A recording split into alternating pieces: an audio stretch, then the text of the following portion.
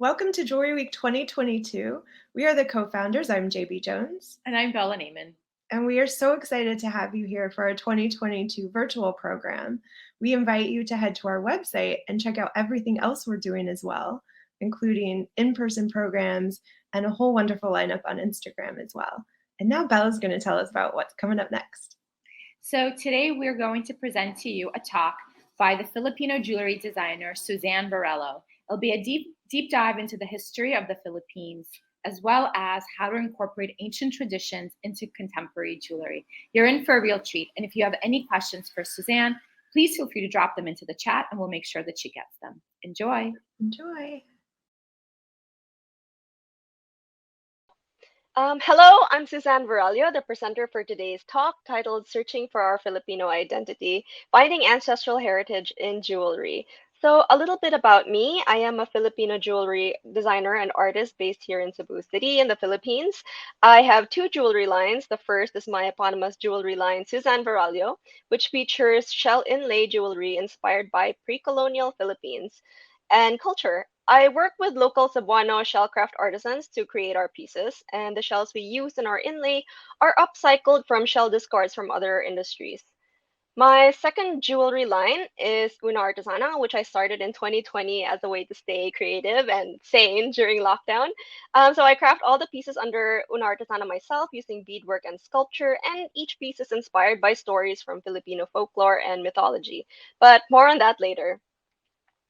So, my interest in pre-colonial Filipino history and culture really started when I began research for my second jewelry collection, Pintados, which is inspired by pre-colonial Filipino tattoos. That's the image on the left. Um, from there, I continued my research into our ancient past, one that we never learned in school. And I know many Filipinos will have had the same experience of knowing next to nothing about our history before colonization. So I hope today's talk will spark interest in rediscovering our lost heritage. Our topic for today's talk will focus on Philippine pre-colonial jewelry, beginning from the Neolithic up to the point of Spanish contact in the 16th century. So the scope of pre-colonial Philippine prehistory and history is vast, spanning over millennia. And while we won't be able to go into great detail in the time given to us, my aim for today's talk is to paint a picture of pre-colonial Philippine history and culture in broad strokes as told through our ancestral jewelry. And I would like to dedicate this talk to my kababayan in the Philippines and around the world. I hope that what we'll talk about today will inspire you to discover more about our history and embrace our ancient heritage. So just a reminder before we begin, for viewers, this is an educational talk, so all of the images presented here are for educational and illustrative purposes only. Please do not record, copy, or redistribute any part of the presentation as some of the images are under copyright. Now, what comes to mind when you think of pre-colonial Philippines? Is it something like this image here? Probably not. Most people, including most Filipinos, might instead picture an island of primitive people isolated from the rest of the world, living in a cultural backwater until European colonizers came to civilize us. But this could not be further from the truth. The Philippines is part of island Southeast Asia, and instead of a barrier, the sea was a superhighway our ancestors used to travel and trade throughout the region. And among them was the seafaring Austronesians who had settled in the Philippines from Taiwan over 4,000 years ago. So this map shows the extent of the Austronesian expansion, which represents one of the greatest stories of human migration, reaching as far as Madagascar in the west and through Oceania to Rapa Nui, that's Easter Island, in the east. Similarities in language and culture among Austronesian speaking peoples show shared origins, and one of the most widespread visual themes in the region are omega shaped ornaments, of which green Fengtian nephrite specimens have been found throughout the Philippine archipelago and Southeast Asia. So the oldest jade artifacts found in Asia come from China, first appearing at about 6000 BCE. At the peak of prehistoric jade working in China in 3000 BCE, the knowledge of jade working was spreading throughout Taiwan, following the migration of Proto-Austronesian speaking peoples from southern China to the island. From Taiwan, Austronesians who were proficient seafarers moved into the Philippines via Batanes and Luzon prior to 2000 BCE. So this map shows the proximity of Taiwan and the Batanes Islands from Luzon, the Philippines. Artifacts of Fengshan nephrite, that's Taiwan jade, include bracelets, adzes, and beads. These were brought from Taiwan into the Philippines over a period spanning 1,000 years. Now, how do we know the jade was being imported from Taiwan and not sourced locally? So, as far as we know, there are no local sources of nephrite in the Philippines, or if there is, we haven't found it yet. And upon analysis of the jade artifacts, it was found that the chemical composition revealed that the jade originated in the Fengshan region of Taiwan. Fengshan jade also has a distinctive translucent green hue and black inclusions. So, as knowledge of jade working continued to spread southwards, local workshops were also established in the Philippines. Among the largest found was in Anaro, Batanes. While jade blanks continued to be imported from Taiwan, Philippine artisans also reworked older Taiwan jade tools which were no longer in use, such as the jade adzes. During the later part of this period, artisans in Batanes and Batangas and Luzon were reworking this imported jade into new styles of ear ornaments called Lingling-o. Now, the term Lingling-o is derived from the name of contemporary jewelry of similar design encountered among many ethnic groups here in northern Luzon in the Philippines, which we'll take a look at later. So, the term was popularized by the American anthropologist Henry Otley Beyer, who noted the similarities. The term Lingling-o has since been adopted by archaeologists as a blanket term for similar pendants throughout Southeast Asia. So these images here show how Lingling-o were made using a large disc of Fengshan nephrite. Large discs of jade may have been imported to Batanes from primary working sites in Taiwan. In Dr. Xiao Chun Hong's paper, Ancient Jade Maps 3,000 Years of Exchange in Southeast Asia, the authors suggest that these pendants were crafted by highly skilled artisans using stone cutting tools and bamboo drills. So to quote from the article, experimental archaeology indicates that jade manufacture required not only high levels of skill, but also considerable labor input. For example, 8 hours of sawing using a stone knife and sand will only cut a groove about 11 millimeters deep, and 1 hour of drilling using a hollow bamboo with sand and water will only cut 10 millimeters below the surface. So far, no iron tools that can be associated with nephrite working have been identified in Southeast Asia. End quote. So these ornaments are approximately uniform, with each one measuring between 30 to 35 millimeters. So you can imagine the amount of work that went into them. Now, there are two types of jade Lingling-o, the Sahwin type on the left, which features three lotus bud-like projections, and the Hong Kong type on the right, which features four projections. These are called such because specimens in the Sahwin region in Vietnam and Hong Kong were recovered earlier. Now, both the jade Lingling-o pictured here were discovered in the Tabon Caves in Palawan, and these date to 500 to 300 BCE. The Tabon Caves are a complex of about 200 caves in Lipuon Point in Palawan, Philippines. Tabon Cave, the first cave in the complex, is famously known to show the earliest fossil evidence of modern humans in the Philippines. Further excavations in the complex have revealed evidence from over 50,000 years of Philippine prehistory. And another interesting jade ornament found in the Tabon Caves is this double-headed ear pendant. It's also made of jade and dates from about the same period, between 500 to 300 BCE. And it's currently not clear what the animal heads represent, although it could be a carabao, which is a native water buffalo, or maybe another horned animal. And between the heads is the ring that would have been used to hook the pendant into the earlobe. These ornaments and other Philippine-made products of Taiwan jade eventually made their way south through the Philippine archipelago and on to other regions in Southeast Asia. This map shows the distribution of Taiwan jade nephrite artifacts and similar jade dingling-o in the Southeast Asian region. The yellow stars indicate jade artifacts that have been positively identified as Taiwan jade. Here are jade Lingling-o that were recovered from the Sahwin burials in Vietnam compared to those found in the Philippines. The Vietnam pendants were likely made locally, while some were also possibly manufactured in the Philippines and later exported to Vietnam. The Maori of New Zealand also appear to have a shared cultural memory of both the Lingling-o and the bicephalous pendants. Both the Maori Poriakaka and the Peka Peka have striking similarities to the Philippine jade artifacts. So it's possible that the first Austronesian settlers brought their knowledge of jade working with them, or it may have been carried there by later travelers. These fascinating findings prove that a vast and complex maritime trade network in the region existed thousands of years ago, and that the Philippines was a key formative area in the development of Austronesian culture. Besides jade, the Lingling-o pendants made from other materials have also been found throughout the Philippines. The examples of simpler design on the right are made from shell and stone, while the ones on the left are made of clay. The late Filipino anthropologist F. Landa Hocano has suggested that those who wore jade pendants were likely of the social elite of the community, while those who duplicated these ornaments in less precious materials belonged to a less affluent class. Now, today, the Lingling-o is still worn by our indigenous tribes in northern Luzon, but instead of jade, these Lingling-o are made of metal.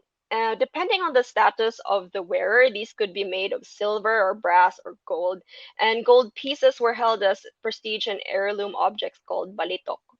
Among the Ifugao, Bontok, and Ibaloy tribes, the metal lingling-o was worn as a neck ornament. It was either strung on its own as a pendant, or sometimes a number of these are strung in a series, such as the example on the top right. Among the Apayao, Kalinga, and Gadang tribes, the lingling-o are used as ear ornaments. Larger lingling-o are directly inserted into the enlarged earlobe holes through the slits of the ornament. Smaller lingling-o were used as connectors for a composition of ornaments, such as the example on the left. This lingling-o is combined with a bawisak, which is a double disc shell ornament, and strung with glass beads. Now, here's the contemporary metal omega-shaped lingling-o. On the left are the earlier Neolithic examples made of jade and shell. So the ends on the cut side of the contemporary metal lingling-o are noticeably wider than the rest of the ring, and this has been said to carry symbolism pertaining to fertility. Now, besides the circular design, contemporary lingling-o come in a variety of styles. The metal examples in the top right have fishtail projections, which are reminiscent of the earlier jade types, and the double goat head lingling-o recalls the earlier jade bicephalous pendant. Now, the Linglingo has been said to represent many things. Years ago, my family went on a road trip in northern Luzon to see the Banawe rice terraces. These terraces, which cover over 4,000 miles, are rice paddies which were carved into mountains over 2,000 years ago by the Austronesian ancestors of the Ifugao people. So while I was there, I came across a vendor who was selling brass linglingo as souvenirs. And at the time, I didn't know the significance. I was just a kid who thought it would be cool to have a tribal piece of jewelry. And the vendor told me that the pendant was a symbol of good fortune and represented their rice deity. Years later, while doing my own research on Philippine folk traditions, I came upon the bulol. The bulol are sacred anthropomorphic wooden carvings that symbolize the Ifugao rice god or fertility. They are also said to house the anito, which are spirits of the ancestors. So these were involved in ritualistic aspects of rice production, from planting to the safekeeping of harvest in rice granaries. The process of creating a bulol involved a ritual called baki, and it was conducted by a priest. After the wood for carving the bulol was selected, it was then consecrated with pig's blood. This is similar to practices involving the lingling-o. The cultural advocate and writer Virgil Apostol writes in his book, Way of the Ancient Healer, quote, it is believed that certain spirits live in the Lingling-o, and ceremonies involving animal sacrifice are offered to those spirits to strengthen the Lingling-o's powers. This includes its ablution in the blood of sacrificed animals. To test its effectivity, the Lingling-o is bitten into. It is said that if it bites back or sticks to the tongue, it's a sure sign that it'll act as a kiwil or an amulet. End quote. The Linglingo on this slide features anthropomorphic figures resembling the wooden bulol on the left. More popularly, though, the Linglingo has been said to symbolize fertility. The basic form of the Linglingo is a circle, which is supposed to represent the womb, while the slit and negative space represent the phallus. Together, the Lingling-o symbolizes the union of male and female energies, representing fertility.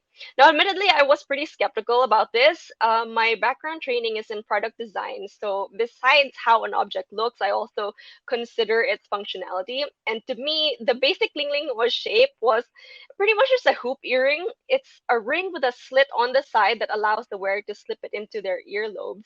And for me, like, how else would you put it on, right? But I did dig a little deeper and just to take a look at where the origins of this symbolism came from, and this is what I found.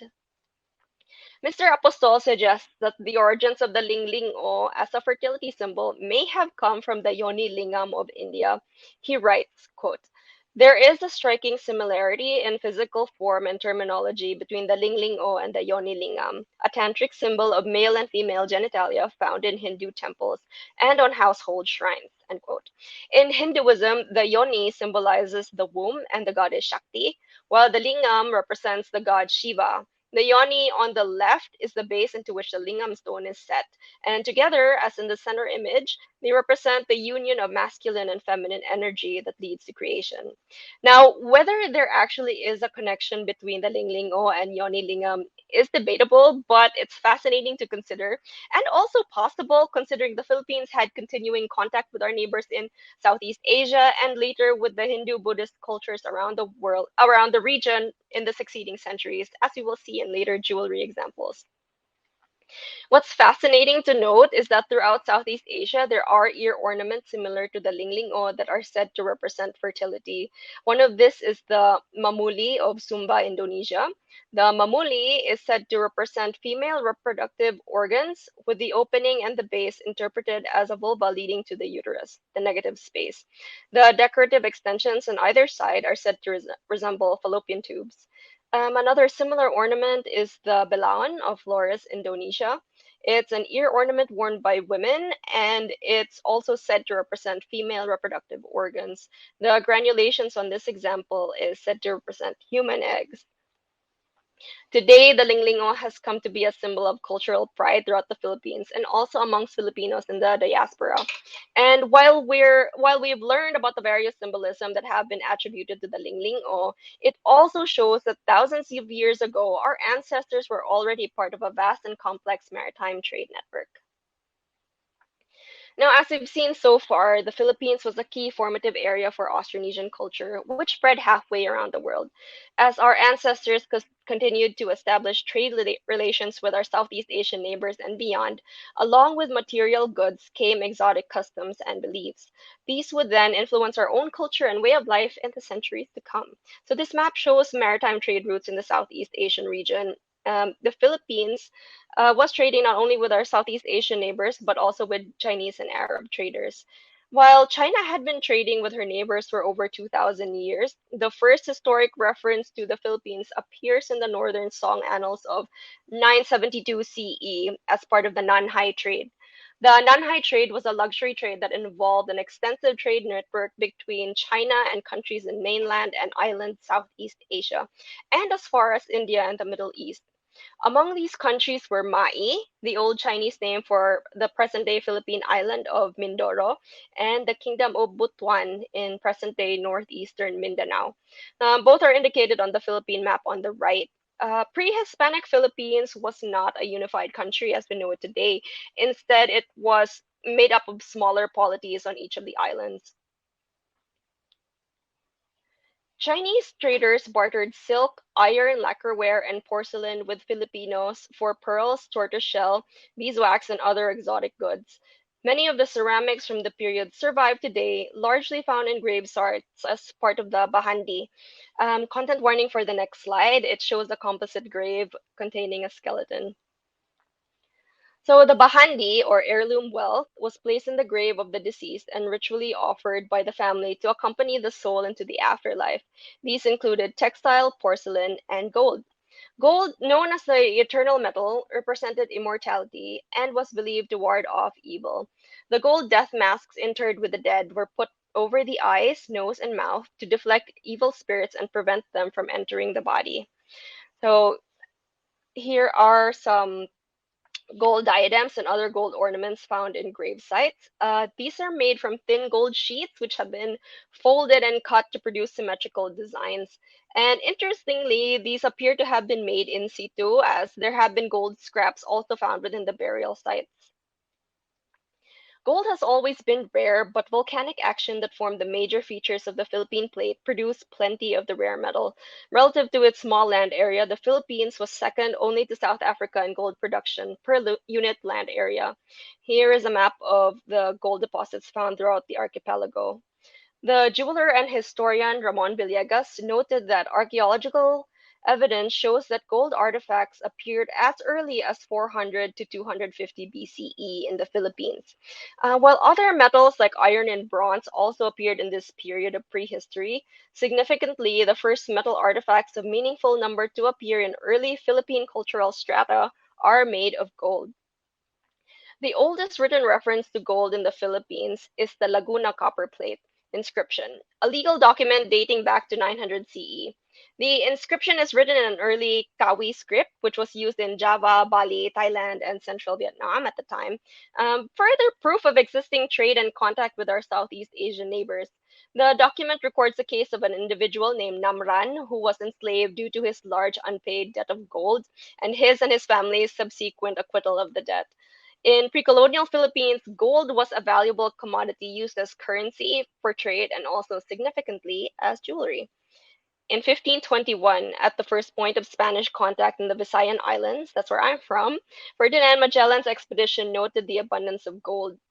The chronicler Antonio Pigafetta, who accompanied Ferdinand Magellan's expedition in 1521, wrote, quote, "Pieces of gold of the size of walnuts and eggs are found by sifting the earth in the island of that king who came to our ships. All the dishes of that king are of gold, and also some portion of his house.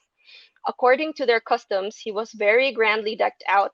He had a covering of silk on his head, and wore two large golden earrings fastened in his ears. At his side hung a dagger, the haft of which was somewhat long and all of gold. He had 3 spots of gold on every tooth, and his teeth appeared as if bound with gold. That island of his was called Butuan and Calagan." End quote. As an aside, here's an example of decorative dentistry. The example pictured here belongs to a young man from Bantayan, an island in the Visayas. So the ancient Visayans and other Southeast Asian cultures believed that only wild animals had bare white teeth. So they'd purposely file their teeth and then blacken them by applying a tar-based coating, or they'd rather them by chewing betel nut.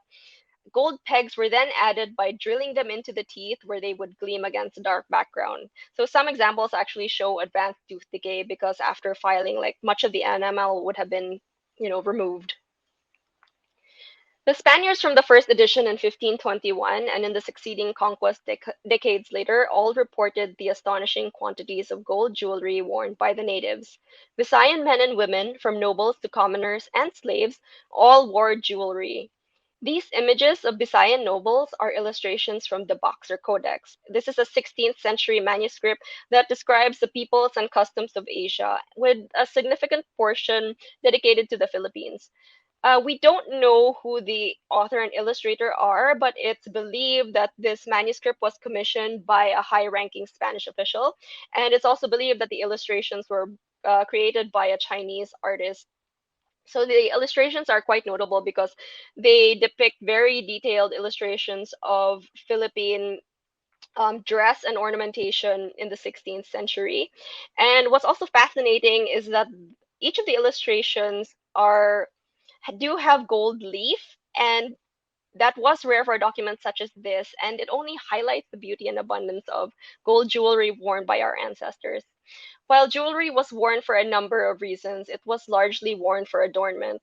The quality and quantity of jewelry worn was a signifier of rank and position in society, with nobles displaying the most lavish designs.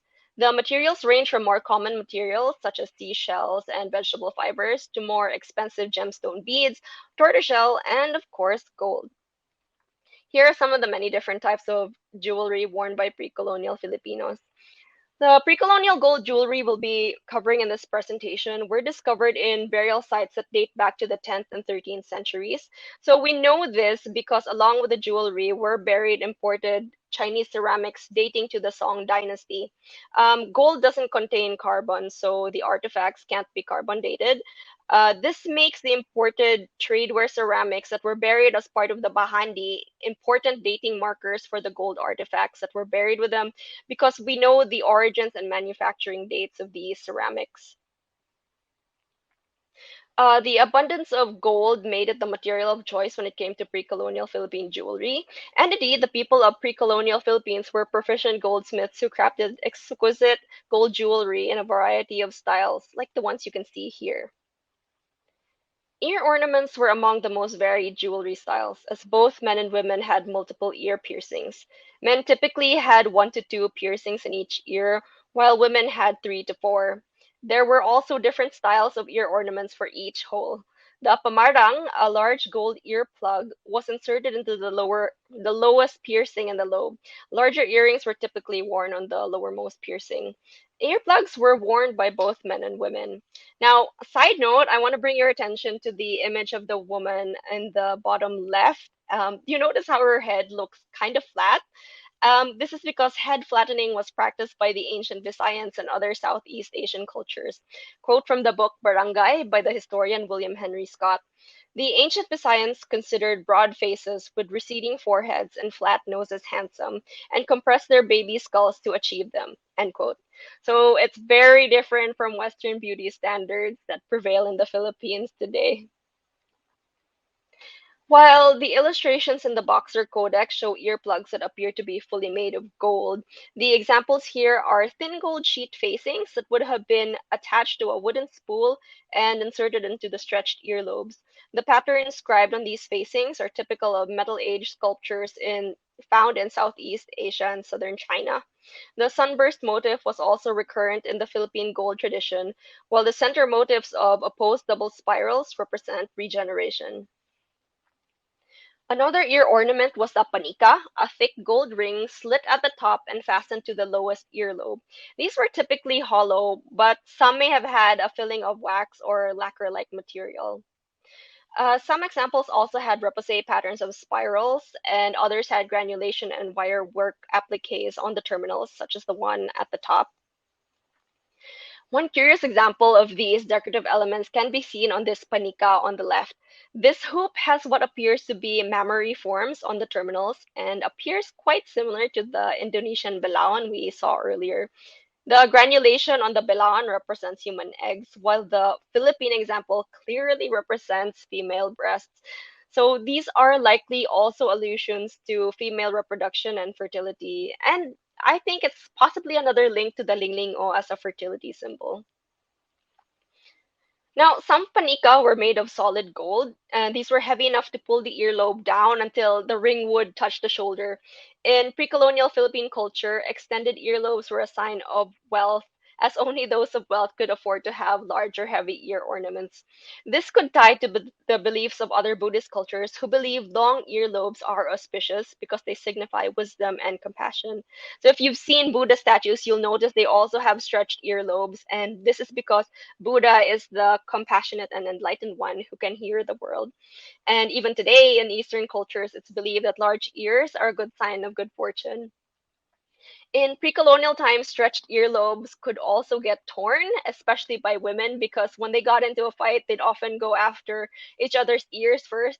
So, if distended lobes got torn, an operation called sisip would be performed. Here, the ends would be trimmed and the edges sutured together so they would heal whole again. One ear ornament style that was unique to the Visayan and northeastern Mindanao region of the Philippines is the Kayong or bitay-bitay. Bitay means to hang in Bisaya. These have also been called patanao or look at me because the gold spangles would shimmer while the wearer moved. So these were usually worn in the second piercing. Kayong were typically smaller panika, that's the gold hoop, with pierced sheet or wires fused to the lower part from which would dangle multiple spangles. The spangles came in many shapes, from simpler geometric forms to forms inspired by flora and fauna. Some kayong were very long, over 12 cm in length, while others were smaller, between 45 cm, like the ones pictured here. In the photo on the left, you'll notice four kayong with anthropomorphic elements. These examples have so far only been found in the Visayas. On the right, you'll see a close-up of how the dangles were attached. So there you could see a wire that was twisted into loops and then fused onto the hoop. Floral ear ornaments were also plentiful, though these were typically worn only by women. The Boxer Codex refers to them as pomaras. Large rosettes were likely worn on the lowermost piercing, as was the case for larger ear ornaments. Smaller rosettes, called palbad, were worn in the uppermost piercing. These were also called dinalopang, if shaped like the dalupang blossom, which was said to have medicinal powers relating to women's illnesses.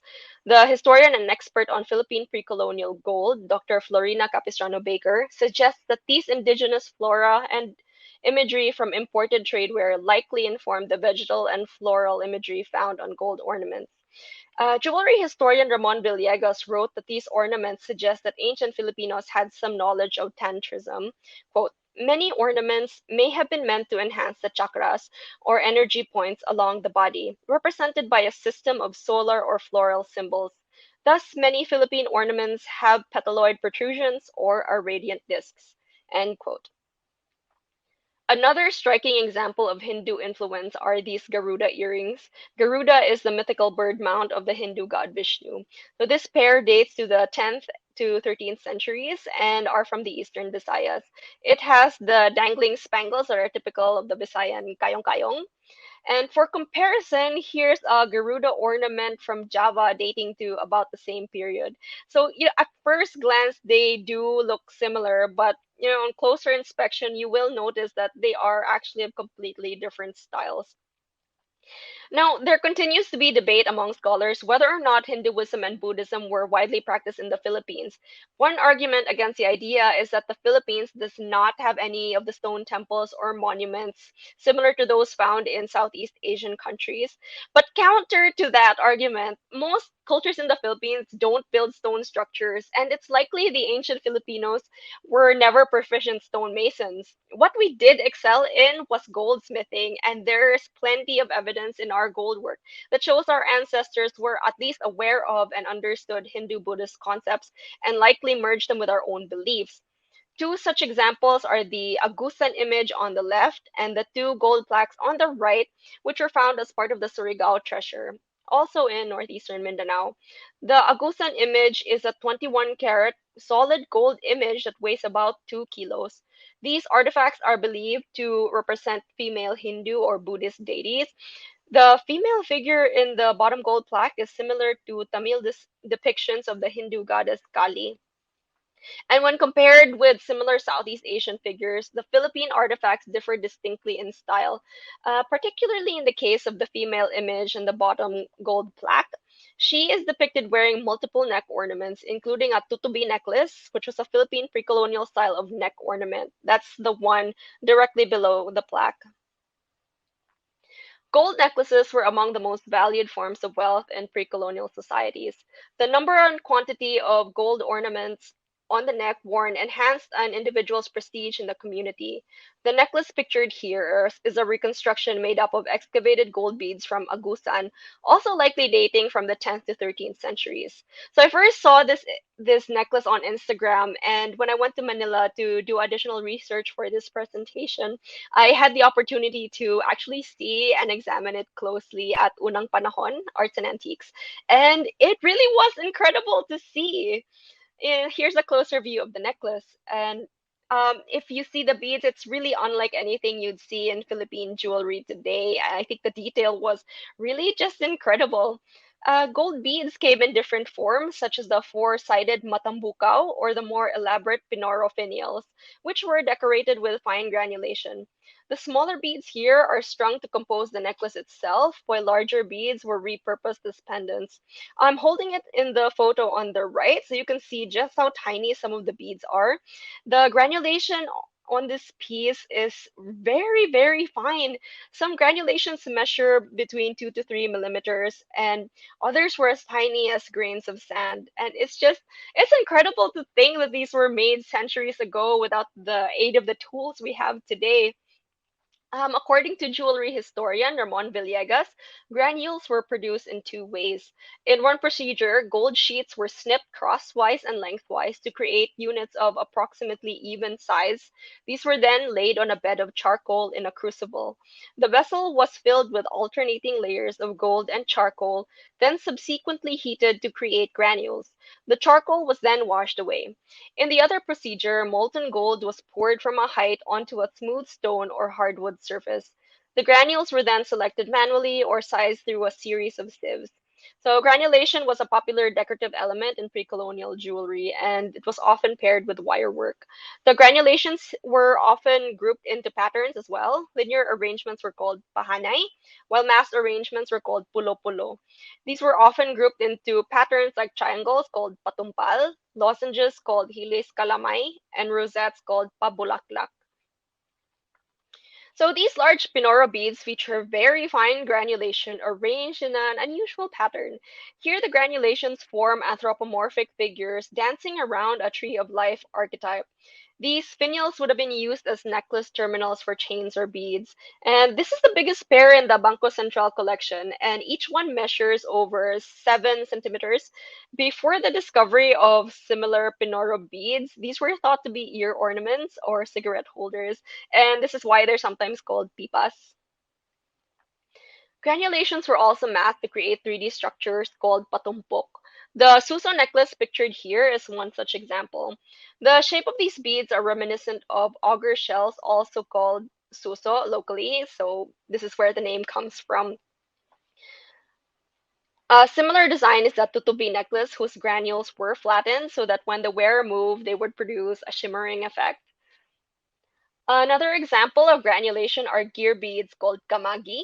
Here, each bead was composed of granulations which formed teeth, so the beads interlocked with each other. These were then tightly strung onto a loop and loop chain, the beads interlocking perfectly to form one sinuous strand, which would reach lengths up to 15 feet. These were either worn or wound around the neck multiple times, like in the image from the Boxer Codex on the left, or they were just simply hanging down to display the spectacular lengths of these necklaces. So here are kamagi beads I got to examine at unang panahon, and you can see just how small they are. They're about less than a centimeter in diameter. So an extremely long strand would have been made up of hundreds or thousands of these beads. And what makes this even more extraordinary is that these gear beads were actually made individually. These were not cast. Ramon Villegas' illustration on the right shows how these were made. First, the granules were formed into a ring, and this was then fused onto a flattened wire rondel to reinforce the inside circumference. Two rings are then stacked together and fused. Then the outside surface is smooth and polished. So you can just imagine how long it took to create these necklaces, and never mind the ones that reach 15 feet. And here's another example of a necklace with interlocking dentate beads. The exteriors of these were not polished to a smooth surface, so they do give a different style, different effect. Another necklace style was the loop and loop chain. The ancient Visayans and Tagalogs wore multiple chains, as many as 10 to 12 at one time. In this photo, you can see the varying thicknesses of the chains and wires of these loop and loop necklaces. The multiple loop and loop chain I'm holding in this photo is extremely fine. The wires were almost as thin as thread, or yeah, they were as thin as thread, and the chain draped pretty much like fabric or a rope. And the illustration on the right shows how these chains were constructed. So first, wires would be formed into rings and then deformed into a figure-8 shape, and then they were looped together. The most incredible piece to feature the loop and loop technique, however, is this gold cord that was found as part of the Surigao treasure. It has been referred to as the upavita, or sacred thread, the Hindu symbol of purity and rebirth. From the Ayala Museum, quote, "The use of adornments worn in a similar manner as the sacred thread might have filtered into pre-colonial Philippine culture, as in the image of a Tagalog man from the Boxer Codex who wears a heavy gold chain across his chest.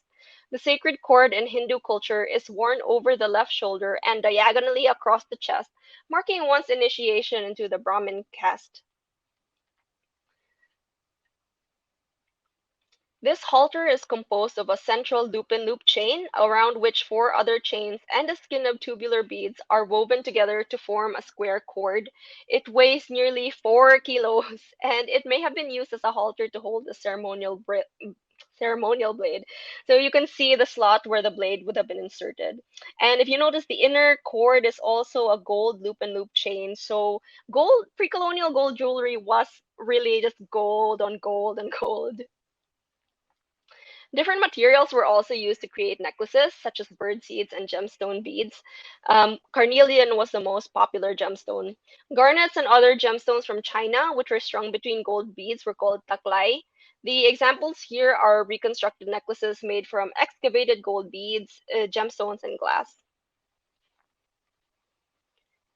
Bands worn around the wrists, ankles, and arms and legs were called katikas. The bangles pictured on the right have gemstone settings and triangular granulation. The bangle on the left has garnet and turquoise colored glass. So the jewelry historian Ramon Villegas actually notes that this color combination of turquoise and garnet was popular in Western cultures, and it trickled down to Western Asia, where somehow it made its way into the Philippines. So we have garnet gemstones here in this photo, but turquoise wasn't available. So what was used instead was turquoise colored glass. Dalak and karamkam were bracelets and cuffs which women wore in multiples to attract attention with their jangling. Jewelry was such a ubiquitous part of life that in pre-colonial timekeeping, noon was also known as makalulolo, or the hour of the day when one's bracelet slid down one's arm when pointing at the sun. The set of bangles on the left show beautiful repoussé. The one on the left most has a pattern of facing S shapes, which frame sharp protrusions. And this pattern was called langka because it resembles the skin of the jackfruit, which is called langka. Um, the forearm wraps on the right feature pommet and rosette patterns, which Ramon Villegas has suggested are Western motifs. So this set may have been transition pieces between the pre-colonial and colonial eras. Gold bracelets were often worn together with bracelets of other materials such as glass and shell. Shell bangles were called galis and were so snug and fit that the hand had to be greased to slip them on or off. The bangles pictured here are made from the tips of giant triton shells, and these measured about 5 cm in diameter. Um, these twisted wire leg bands may have been worn by a bagani or warrior. Ramon Villegas noted that the Bagobos of southern Mindanao were recorded to wear similar bands made of a jungle vine. These were worn below the knee and above the calves, like in the illustration from the Boxer Codex, and these were believed to improve agility with other magical properties. And another beautiful example of wire work and the loop and loop technique are on these wrist wraps. So these were created with a more complex variation of the loop and loop technique, and it was called suot suot. Philippine artisans applied textile techniques to wire work to achieve a woven-like effect. Some of the most spectacular use of the suot-suot technique can be seen in these sashes. The wire work is incredibly fine, and woven between the threads of gold are tubular beads that add texture to the overall piece. Ramon Villegas shares how these were constructed. Figure eight rings are first looped together to create vertical rows. These are then pinned together with long figure eight lateral pins, which are looped on the side. Another weaving technique that can be seen is here in this piece. This is also a belt. Here, the gold was flattened into thin sheets and cut into strips, and these were then plated. It's actually quite similar to the banig, it's a traditional mat that's hand woven with palm leaves. While most gold jewelry was worn for ornamentation, some pieces were worn as amulets for protection. Gold was known as the eternal metal, and it represented immortality and was believed to ward off evil. Still, the belief in the supernatural properties of gold were further enhanced by the addition of protective engravings, such as the ones in these cast rings. So, the image on the left, the engraving on the topmost ring labeled A is meant to ward off the evil eye. The engraving of ring B represents Shri, the goddess of rice and fertility. And below that, ring C shows a scorpion engraving, which was meant to protect the wearer from negative forces. And ring D is in the shape of a conch shell or cornucopia, which was a symbol of prosperity and the Hindu god Vishnu. The rings on the right also have Shri inscriptions for good fortune. So far, we've seen how Hindu Buddhist influences appear on our pre colonial jewels, but what about native motifs? Much of the ornamentation found on these jewelry pieces bear striking similarity to pre-colonial tattoos, such as those of the Pintados warriors from the Boxer Codex. Whether the same jewelry motifs were ascribed the same meaning as the tattoos is unclear, but I do have one interesting example here. The image on the left is the eye half of a hook and eye set that would have held chains or beads, and it features fine granulation and wire work in the shape of a centipede. Centipedes were sacred to the ancient Filipinos as they were believed to be omens and messengers of the ancestors. The centipede was also a recurring tattoo motif, and it was reserved only for the fiercest of warriors. The many legs of the centipede also represented the maternal and paternal lines of one's family and a continuity of life. A variation on the centipede motif can be seen here on the Lingling-o. It's there on the protrusions. So it's more similar to tattoo designs than the one on the eye set of the hook and eye. The appliques here on the left are crocodile shape, and these would have been sewn onto clothes. So these animals were also sacred to the ancient Filipinos as they were believed to be messengers or earthly representations of the spirits of their ancestors. Crocodile teeth were also used as amulets, similar to the practices of some tribes in the Cordilleras in later centuries. So that's the image on the right. It would have held a tooth or a boar tusk amulet. As we've seen so far, pre-colonial Philippine jewelry was an amalgamation of styles that combined Hindu, Buddhist, and Chinese influences from maritime trade relations with our own local design sensibilities. These jewelry pieces are proof that the early and ancient Filipinos were not isolated from the rest of the world. Rather, it shows that our ancestors were active participants in a global exchange, not just of material goods, but also ideas and culture for millennia. When the Spanish conquest began in earnest in 1565, much of our ancestral gold was taken by the colonizers. Grave looting became rampant as soon as Spanish soldiers discovered that gold jewelry was buried as part of the Bahandi. In fact, Miguel Lopez de Legazpi, the first Spanish governor of the Philippines, found it necessary to issue orders that Filipino graves were only to be opened in the presence of His Majesty's officers to ensure the king got his tribute. Meanwhile, gold work that remained above ground rapidly disappeared as upper class families liquidated their heirlooms to meet the new colonial demands. And sadly, when our gold also went our ancient goldsmithing skills. As early as the 1660s, Francisco Alcina, a Jesuit missionary and historian living in the Visayas at the time, noted that the quality of gold work had declined and that it was difficult to find a panday or artisan with the skills to craft intricate pieces like the kamagi. While jewelry styles had shifted to become more European in taste, certain design elements remained. The granulation on these crosses from the 18th and 19th centuries are similar in style to those seen in pre-colonial pieces, like in the Pinoro beads on the left. The 18th century cross in the center features similar triangular and lozenge-shaped granulation as seen in earlier pre-colonial jewelry. The 19th century cross on the right it still features the heavy granulation of pre-colonial pieces, but the arrangement is much more Western in design. Today, our pre-colonial jewelry traditions remain forgotten by most Filipinos. If you ask the average Filipino to name an iconic piece of Philippine jewelry, they'll likely name the tamborin, which is a design derived from the Catholic rosary. And while, of course, the craftsmanship is very fine and also requires great skill to craft, it's overall so much more Western in design, and personally, it can't quite compare to the unique beauty of our pre-colonial jewelry. Here is a list of the sources used for this presentation and for your further reading. So I started learning about pre-colonial history and culture almost by accident. As I mentioned in my introduction, I have two jewelry lines. The first is Suzanne Verallo, where I primarily work with Cebuano shellcraft. We make use of seashell waste reclaimed from other industries around the country. So some of the shells we use are discards from the pearl culturing industry, some from restaurants, and others are offcuts from fashion and furniture industries. You can see some of those offcuts on the right. These have already been discarded from other shellcraft companies after they took the parts of the shell that they needed. And on the left are pieces from my first collection, Anima, which was inspired by friendship bracelets. So I thought this pattern would have been a great way to show off the different colors and textures of our local seashells. And here's a quick video of how our inlay is made. So we first start with the raw shell and we cut them down to smaller sizes.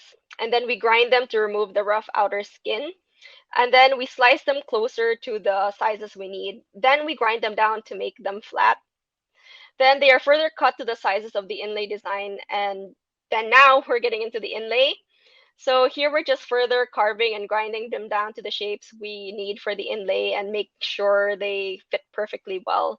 So this is a very intricate and labor-intensive process. So the artisans that I work with, it took them years to really develop this skill and their techniques.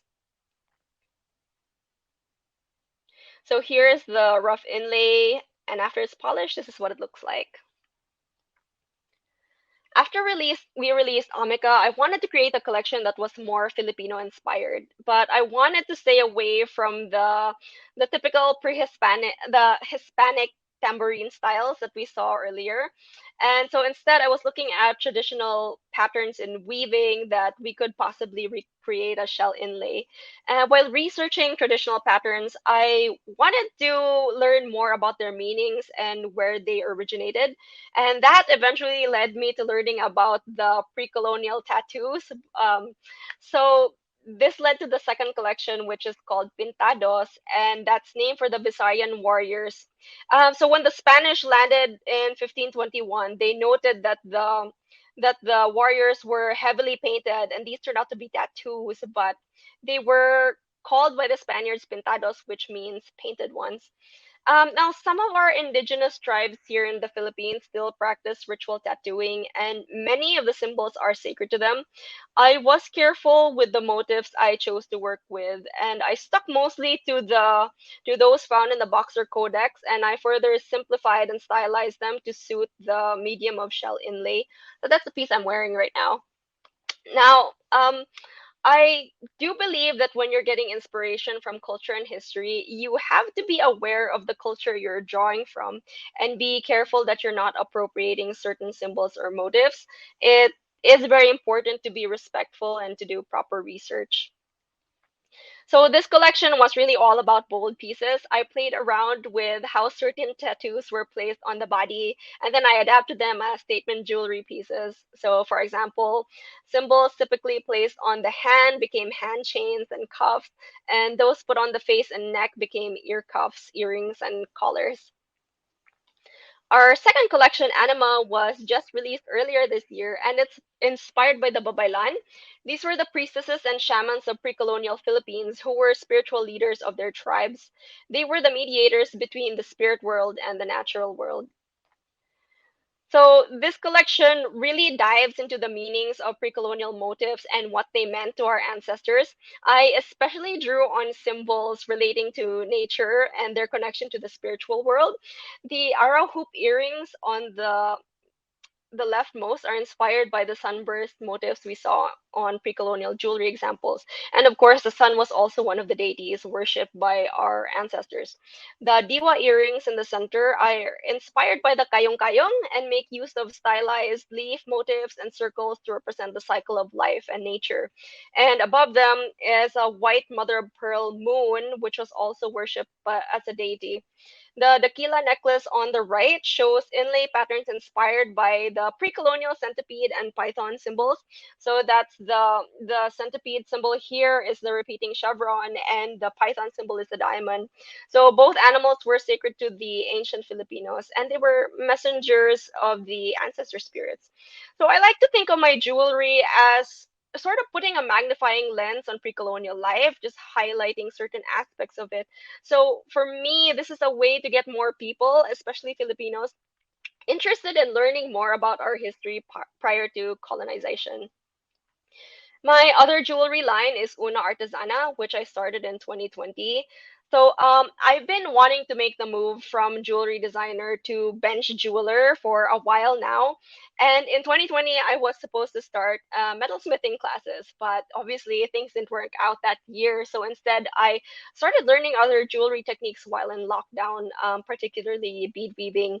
And at the same time, I was also researching Filipino mythology and folklore, so I decided to bring the two together. My first collection, titled Langit, is inspired by the Visayan creation myth, how the sun, moon, and stars came to be, and about the celestial and weather deities of the ancient Visayans. So my jewelry under Una Artesana is definitely more playful. They're playful interpretations of our ancient beliefs.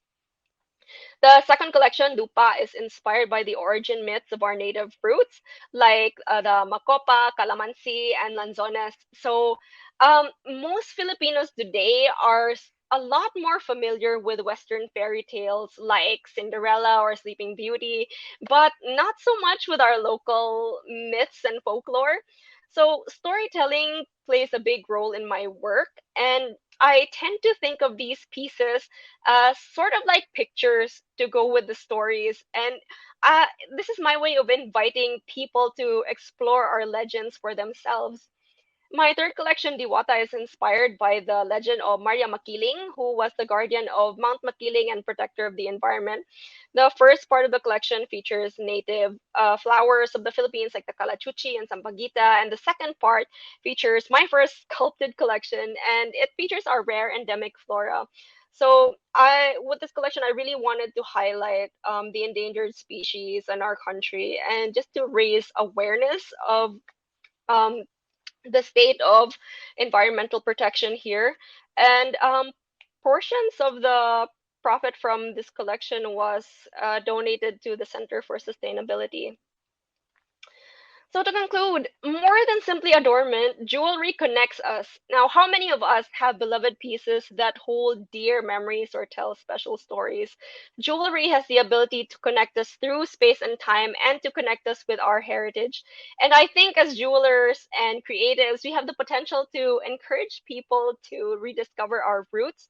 This is especially true for most Filipinos who have a cultural amnesia to almost everything prior to colonization. And, who can blame us when we've spent 300 years in a convent and 50 years in Hollywood, as the saying goes?